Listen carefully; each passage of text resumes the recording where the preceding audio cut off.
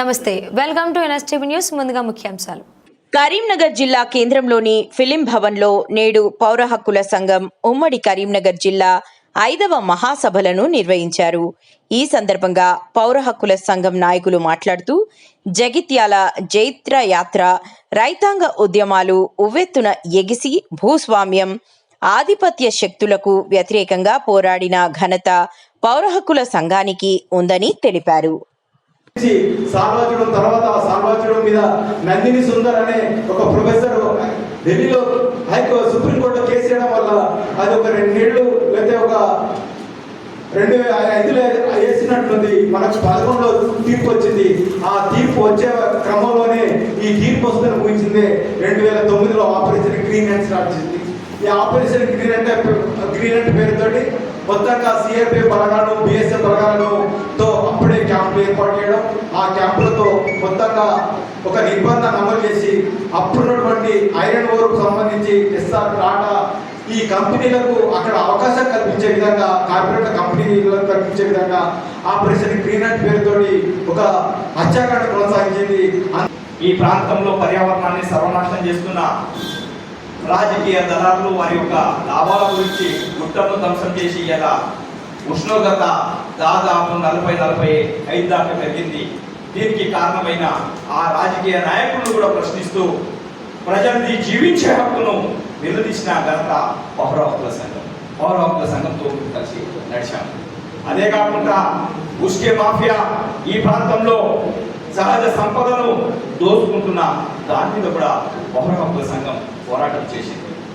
ఇదే కాకుండా ఇలా జరుగుతున్న కర్రెగుట్ట ఏదైతే ఉందో అది ఆదివాసుల అస్తిత్వాన్ని కాపాడేదానికి ఊరూరున భగత్ సింగ్, చంద్రశేఖర్ ఆజాద్ ఏ మాదిరిగా ఉన్నారో అదే మాదిరిగా సజీవంగా భగత్ సింగ్, చంద్రశేఖర్ ఆజాద్ నయా పైసా జీతం లేకుండా ప్రజాస్వామిక హక్కుల గురించి ఈయన కరెగుట్టి ఆ ప్రాంతంలో ఆదివాసులతోటి వారికి జీవించే హక్కు నేర్పిస్తున్నారు, వారితో కలిసి తిరుగుతున్నారు.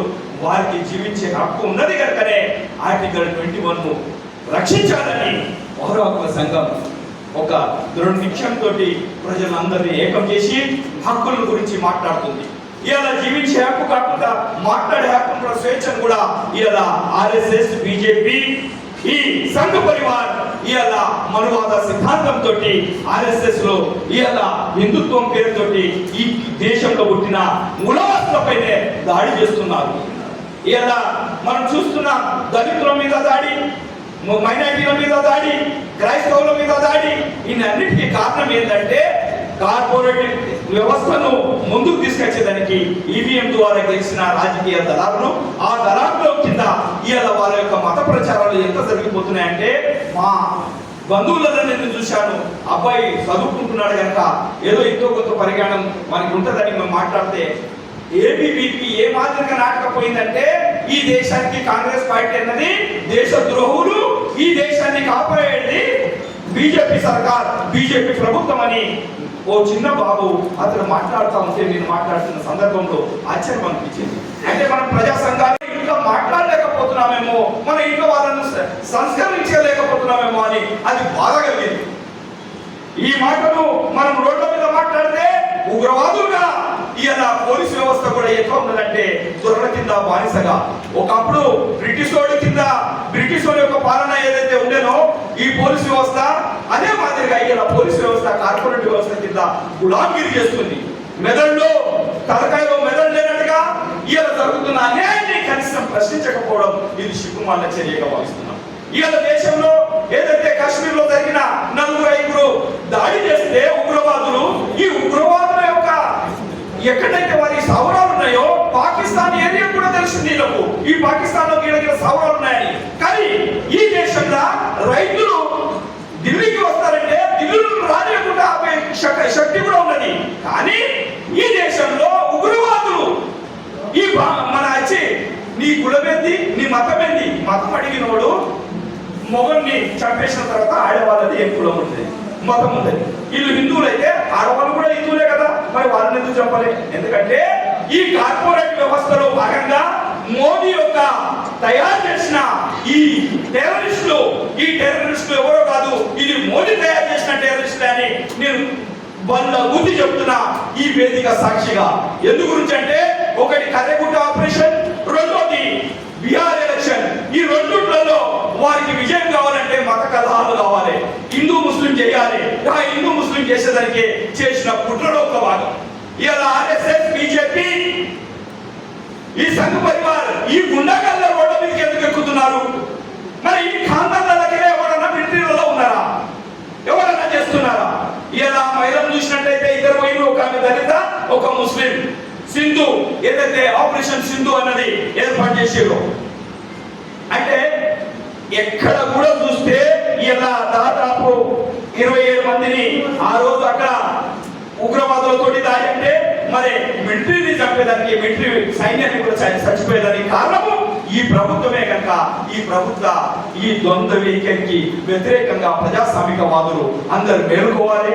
ఈ పౌర హక్కుల సంఘం ఉండే పట్టినే ఇవాళ ఇంకో కొంత మనం నోరిప్పగలుగుతున్నాం.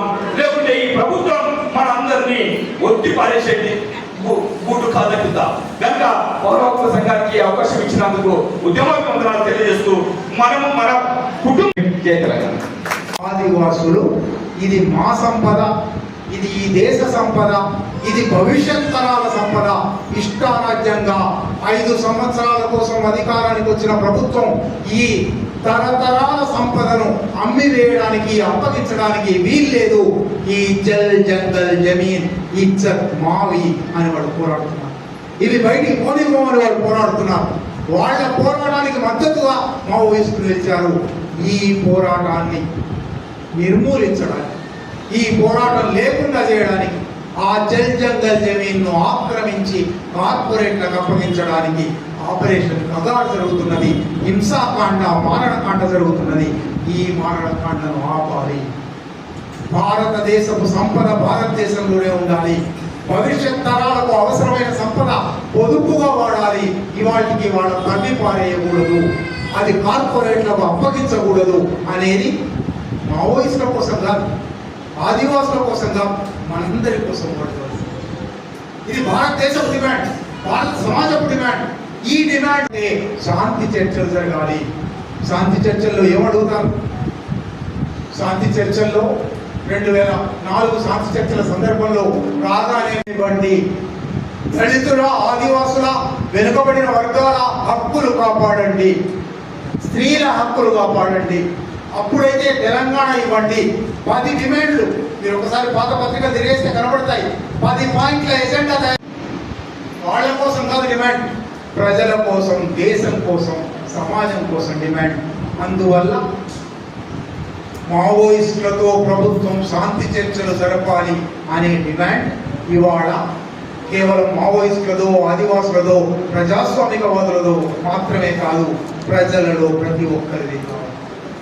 ప్రజలలో ప్రతి ఒక్కరూ ఈ డిమాండ్ను తమ డిమాండ్గా గుర్తించి అందువల్ల కాల్పుల విరమణ జరపండి, సానుకూల వాతావరణం ఏర్పాటు చేయండి, మారణకాండను ఆపండి అని అడగాలి. ఆ అడగాలనే ఒక న్యాయమైన, రాజ్యాంగబద్ధమైన, చట్టబద్ధమైన, మానవీయమైన, నాగరికమైన డిమాండ్ గురించి నలుగురితో పంచుకోవడానికి ఈ అవకాశం ఇచ్చిన పౌర హక్కుల సంఘం కరీంనగర్ జిల్లా నాయకత్వానికి, రాష్ట్ర నాయకత్వానికి కృతజ్ఞతలు.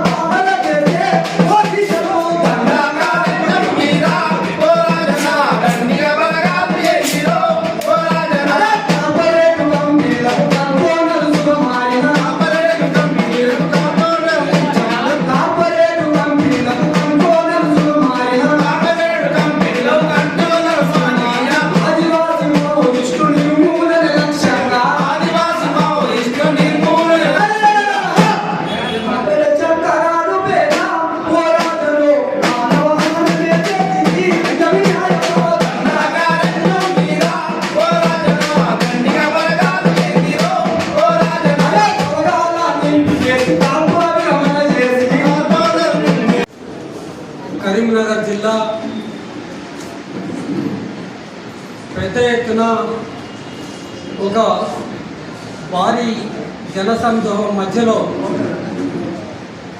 5వ విషయాన్ని దృష్టిలో పెట్టుకొని పౌర హక్కుల సంఘం రాష్ట్ర కమిటీ ఇచ్చిన ఆదేశాల మేరకు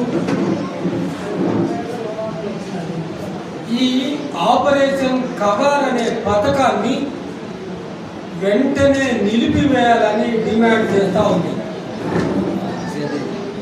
ఆపరేషన్ కగార్ అంటే ఆదివాసీలను తుదముట్టించడము. ప్రజాస్వామిక వ్యవస్థలో ఒక భారత ప్రజల జీవితాలతో ముడిపడి ఉన్న ప్రజా ప్రతినిధి అయిన కేంద్రంలో హోంశాఖ నిర్వహిస్తున్న అమిత్ షా నరమేధాన్ని గురించి, రక్తపాతాన్ని గురించి, సంపటాల గురించి, తుదముట్టించడం గురించి ప్రజాస్వామిక వ్యవస్థలో మాట్లాడటం అనేది ఎంత విడ్డూరంగా ఉందో మొత్తం భారతదేశ ప్రజలందరూ దీన్ని గర్విస్తున్నారు. ఆ పరిభాషను మానుకోవాలి, ప్రజాస్వామ్య వ్యవస్థను పునరుద్ధరించాలి. సమాజంలో చాలా మంది నేరాలకు ఒడిగట్టే వాళ్ళు ఉంటారు. నేరం చేసినందుకో, ఆయుధాలను ధరించినందుకో చంపేస్తానని ఒక కేంద్ర హోంశాఖ మంత్రి ప్రకటిస్తే, అదే కనుక ఆయన తాత్విక చింతన కనుక అయితే ఈ దేశంలో ఎవరు కనుక ఆయన ఎవరితో పాలించాలనుకున్నాడు?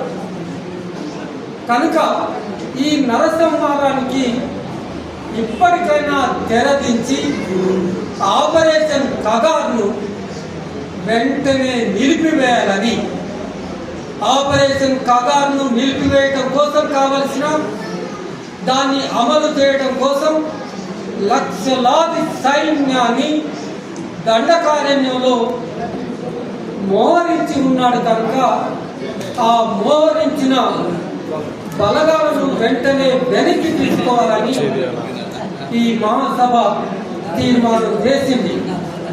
దానికి గాను పెసా చట్టానికి వ్యతిరేకంగా, ఆదివాసీల పరిరక్షణ కోసం వ్యతిరేకంగా ఏర్పాటు చేసిన చట్టాలకు వ్యతిరేకంగా ఒక్కటి కాదు, రెండు కాదు, 650 పోలీసు మిలిటరీ క్యాంపులను వెలసిల్లి ఉన్నాయి. అక్కడ ఏర్పాటు చేసిన మిలిటరీ క్యాంపులను వెంటనే ఎత్తివేయాలని ఈ మహాసభ ఒక నిర్ణయాన్ని తీసుకున్నది. అందుకు గాను తక్షణమే పోరాడుతున్న ప్రజలతో, ఆదివాసులతో, మావోయిస్టులతో నీవు చర్చలకు రావాలని ఈ మహాసభ ఒక తీర్మానాన్ని ఆమోదించింది. మరి నీవు చర్చలకు రావాలంటే దానికి పూర్వ రంగం ఒకటి ఉంది. వెంటనే కాల్పుల విరమణ ప్రకటించాలి. నీకు వచ్చిన నష్టమేంటి? ఒక వారం రోజులు, ఒక 10 రోజులు, నెల రోజులు, 6 నెలలు నరమేధానికి నీవు కొంచెం ఆపుతే వాళ్ళ మనసులో ఏముందో చెబుతారు కదా. కాల్పుల విరమణ ప్రకటించి చర్చలకు ముందుకు రావాలని కేంద్ర ప్రభుత్వం, మేము రాష్ట్రం బహిరంగంగా కేంద్ర ప్రభుత్వం దిగి వచ్చి మావోయిస్టులతో చర్చలు జరపాలని ఈ మహాసభ సందర్భంగా పౌర హక్కుల సంఘం డిమాండ్ చేస్తాం. ఒక యుద్ధ భూమిని తరలిస్తుంది. యుద్ధం వద్దని ప్రజాస్వామ్యంలో అణిచివేత కాకుండా రాజ్యాంగం అమలు కావాలని పౌరత్వ సంఘం కోరుకుంటున్నారు. ఆ రాజ్యాంగం అమలులో భాగంగానే ఒక అణిచివేత స్థితి తీవ్ర స్థాయిలో వెళ్ళిపోయిందని కాబట్టే ఇప్పుడు చర్చల కోసం చర్చల ఎజెండాగా ఈ మాసం జరిగింది. నిజంగానే ఇది 3వసారి వచ్చిన మోడీ ప్రభుత్వం కార్పొరేట్ల అభివృద్ధి దేశాభివృద్ధిగా ప్రకటిస్తే ప్రజలు ఒప్పుకోరు. నువ్వు ఎన్నికల ముందు కూడా కార్పొరేట్ని అభివృద్ధి పరుస్తాం, ఇక్కడ ఉన్న వనరులను కార్పొరేట్లకు అప్పగిస్తామని ఎన్నికలకు వెళ్ళుంటే వాళ్ళ అభివృద్ధి ఓకే అనుకుంటే ప్రజలు ఓటేసేవాళ్ళు తెలియదు. ఎందుకంటే ప్రజలు ఈ ఏదైతే ప్రజల సంపద అంతా కూడా ప్రజల హక్కు ఉంది. అడవిలో ఉన్న ఆదివాసులకే కాదు, దేశవ్యాప్తంగా ఉన్న ప్రజల హక్కు ఉంది. మేమందరం మౌనంగా ఉన్నందుకు కార్పొరేట్లకు ఆ కనీసం అప్పగించాలని, అక్కడ ఉన్న ఆదివాసులను హననం చేయాలని ఒక అనిశ్చిత ధోరణి ఇప్పటికైనా సరే ప్రభుత్వాలు మార్చుకోవాలి. ప్రభుత్వాలు ప్రజాస్వామ్యంగా వివరించడం నేర్చుకోవాలి. లేకపోతే కులం పేరుతో, మతం పేరుతో, ప్రాంతాల పేరుతో దాడులు చేసి ఏవైతే ఆదివాసీ చట్టాలు ఉన్నాయో వాటిని అమలుపరచకుండా, ప్రజాస్వామ్యం అమలు చేయకుండా, రాజ్యాంగం అమలు చేయకుండా అణిచివేతనే ప్రధానంగా నమ్ముకొని పాలన చేస్తారంటే ప్రజలు ఎవరు ఒప్పుకోరు, సిద్ధపడరు. ఇప్పటికైనా మోడీ, అమిత్ షా ప్రభుత్వం మరొకసారి ఆలోచించాలి. ఆ ఖనిజ సంపద అంతా కూడా భారత ప్రజలకు చెందింది, అది కార్పొరేట్లకు ఇవ్వడానికి మేము ఒప్పుకోం. కాబట్టి శాంతి చర్చలు చేయాలి, ఆపరేషన్ కాక ఆపేయాలని చెప్పి మేము ప్రధానంగా డిమాండ్ చేస్తాం.